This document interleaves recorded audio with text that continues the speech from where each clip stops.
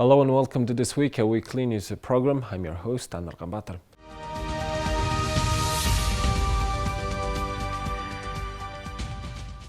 Evidence analysis in a hearing for the Development Bank investigation started on Monday, 13th. The third and final hearing will continue until 18th. The public hearing is taking place in 3 stages. The first and second hearings were organized in January and February. The third and final hearing is being held from March 13th through 17th. The hearing will be covered live by Mongolian National Broadcaster. First, 2,542 loans, totaling 1.6 trillion MT issued by the Development Bank of Mongolia through commercial banks will be reviewed during the hearing. The second issue to be discussed is the 3,200 saving accounts placed at Mongolian commercial banks by the Development Bank from 2011 to 2020. The opening ceremony of the French Cultural Days was organized at the Mongolian Museum of Natural History on March 10th. On the occasion of the International Day of Francophonie on March 20th, the Alliance Francophonie of Mongolia, in collaboration with the Embassy of France in Mongolia and other Francophone partners, will be organizing a series of French language and cultural events at various favorite cultural sites of Ulaanbaatar city. The opening ceremony was attended by the Canadian Ambassador to Mongolia, Ambassador of France to Mongolia, General Secretary of the Association of Mongolian Professors of the French Language, Director of the French School of Mongolia, and the Director of the Alliance Française of Ulaanbaatar. Why do we organize it in the month of March? Is because on the 20th of March is the International Day of the Francophonie. The Francophonie gathers 88 countries all around the world, and more than 321 million of people are using French as a language in all around the world. Here in Mongolia, there are several entities, Alliance Française, but also a lot of entities where you can learn French, the French school, the different universities, and the goal of this event is to gather all the partners, the companies, the media, the NGOs that are linked with French language. Today and tomorrow we will screen 4 different movies thanks to the support of the French Embassy, the Canadian Embassy and the Quebec office in Beijing that provide us some movies to explore the diversity of the French speaking world, like the Francophonie. So tonight, with the opening at 8:30, it's gonna be a film documentary that received 1 Caesar. It's called La Panthère des Neiges, the Velvet Queen. So it's a documentary about near in Tibet, where they're looking for the snow leopard, and it's really interesting movie with a nice picture, and I recommend it. The particularity of this event is that it unites all French-speaking and French culture representatives in Mongolia, embassies, training and research institutions, and French business, trade and tourism organizations. A variety of cultural activities will be organized as part of the French-speaking festival with the aim of promoting French language and culture in Ulaanbaatar. The activities include a film festival that was held on March 10th and 11th. What makes the French language lively, I think, is precisely that it is very diverse. For example, cinema in Burkina Faso is as inventive as cinema in France. We have very good French literature writers coming from the Caribbean, from Africa, from Northern Africa, from the Middle East as well. Even on French national radio, people having a comic show usually come from Belgium or Switzerland, not just from France. So that is the idea of a language which is shared and does not belong to a government in particular. And I think these days it's something important because we see governments considering that they own a language and they own anyone speaking that language. It is exactly the opposite view we have in France and I hope in the whole of the Francophone world. The Embassy of Canada is very proud to be supporting the Francophonie Festival in Mongolia this year, as we have been doing for many, many years now, working together with the Alliance Française and other partners here in Mongolia. Canada is a very proud member of the Francophonie.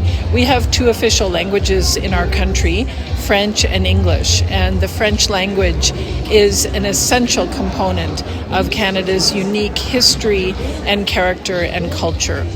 There are over 10 million French speakers in Canada, and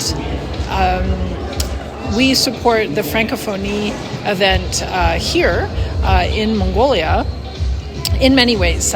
We will be showing a film in the film festival, and we have contributed some of the prizes for some of the events coming up.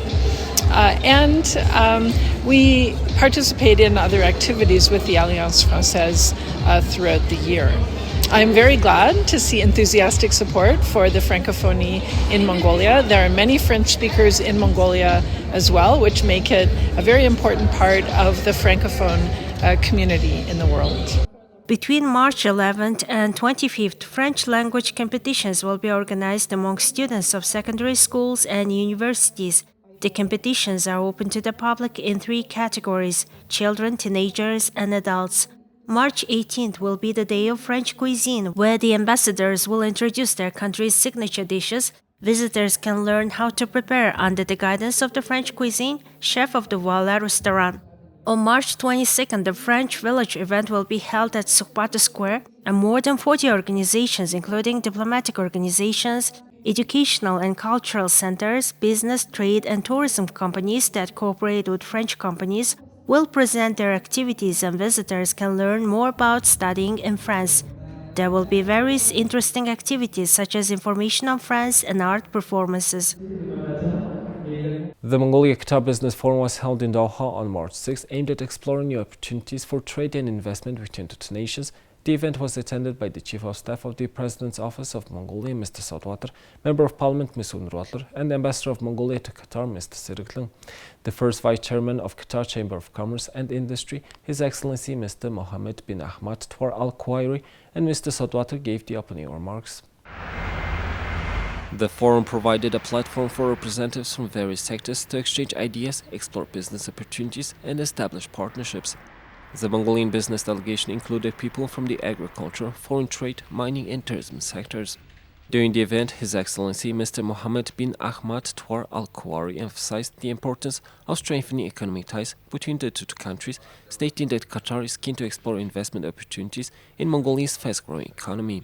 Mr. Sotwater, in his speech, highlighted Mongolia's investment-friendly environment and the government's commitment to supporting foreign investors in the country. He also expressed Mongolia's interest in exploring new avenues of cooperation with Qatar. The Mongolian delegation gave presentations on their respective sectors, showcasing the potential for investments and cooperation. The agricultural sector presented Mongolia's vast natural resources and the opportunities for investments in meat, dairy, and wool production. The foreign trade sector emphasized Mongolia's strategic location and its potential to serve as a hub for trade and transportation between Asia and Europe. The mining sector highlighted Mongolia's abundant mineral resources and the government's efforts to attract foreign investments in the industry. The tourism sector presented Mongolia's rich cultural heritage and natural beauty and the potential for investments in the sector. The forum concluded with the signing of several agreements and MOUs between Mongolian and Qatari businesses, laying the foundation for future partnerships and collaborations. In his closing remarks, Mr. Sotwater expressed his optimism about the future of Mongolia-Qatar economic ties, stating that the forum would serve as a catalyst for further cooperation between the two nations. The Mongolia-Qatar Business Forum was a significant step towards strengthening the economic ties between the two countries and exploring new opportunities for investment and trade. In 2022, Oyo Tolgoz's open-pit mining sales revenue reached $1.4 billion, and on Monday, March 30th, the company launched operations of its underground copper and gold mine in the southwestern Gobi. The deposit is one of the largest known copper and gold deposits in the world, and the ceremony was held to celebrate the launch of the production at the 1.3-kilometer underground mine. The underground mine has been in development in Hamburg-Zoom-Ummenröhr province since 2016 and is expected to have a production capacity of up to 95,000 tons of ore per day. Once fully operational, it is expected to produce an average of 500,000 tons of copper per year over the estimated 50-year mine life, as well as significant amounts of gold and silver. When the mine is fully operational, Mongolia will be home to the 4th largest high-tech underground mine, becoming one of the biggest players in the international copper market. Oyu Tolgos underground mine is an important part of Mongolia's long-term development plan, Vision 2050. With steady operations, 500,000 tons of copper ore will be produced annually, and Mongolia's gross domestic product per capita will reach $10,000. Mr. Prime Minister, thank you very much for your words of encouragement to the whole of our team. I would like to thank you, thank you for your leadership and your cabinet for everything that you have done to make today possible and forged a strong partnership for the road ahead. Since I became CEO of Rio Tinto 2 years ago, I've spent a great amount of time focused on Oyu Tolgoi, and it has been the key focus of our copper chief executive, Bold Bata. Oyu Tolgoi is expected to produce an annual average of 500,000 tons of copper from open pit and underground mining in 2028 through 2036, enough to produce around 6 million electric vehicles a year. Until today, we've been working on only 20% of Oyu Tolgoi's resources. Today, we're starting to work on the remaining 80% of its capacity. Extraction volume is expected to grow steadily.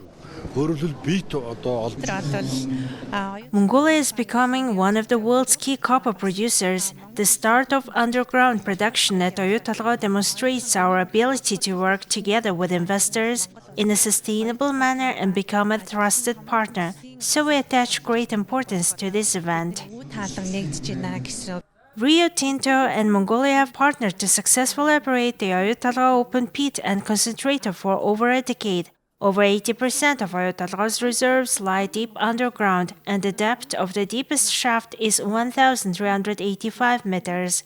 With the regular operation of the underground mine, Mongolia's GDP is expected to double.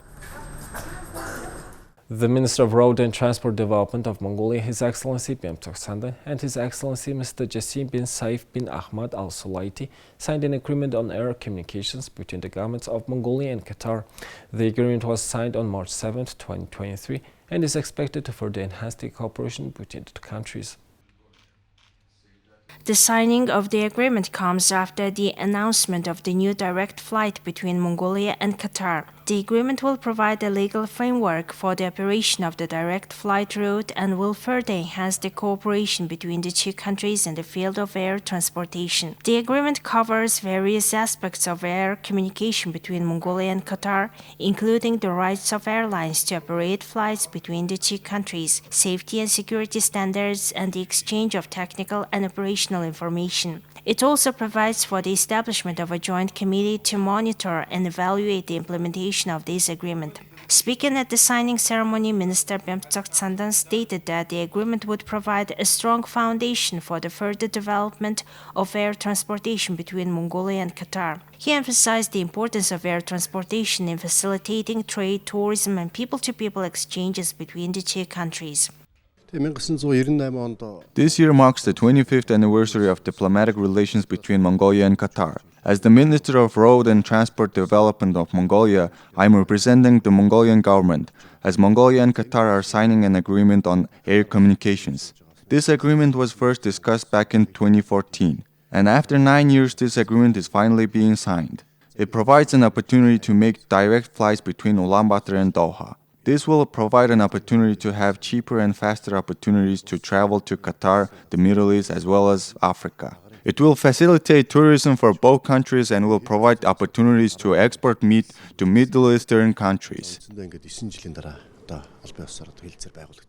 His Excellency Mr. Jassim bin Saif bin Ahmed Al Sulaiti in turn expressed his satisfaction with the signing of the agreement, stating that it would further strengthen the cooperation between the two countries in various fields. The signing of the agreement marks yet another significant step towards strengthening the ties between Mongolia and Qatar, and it is expected to provide a further boost to trade, tourism, as well as people-to-people exchanges between the two nations.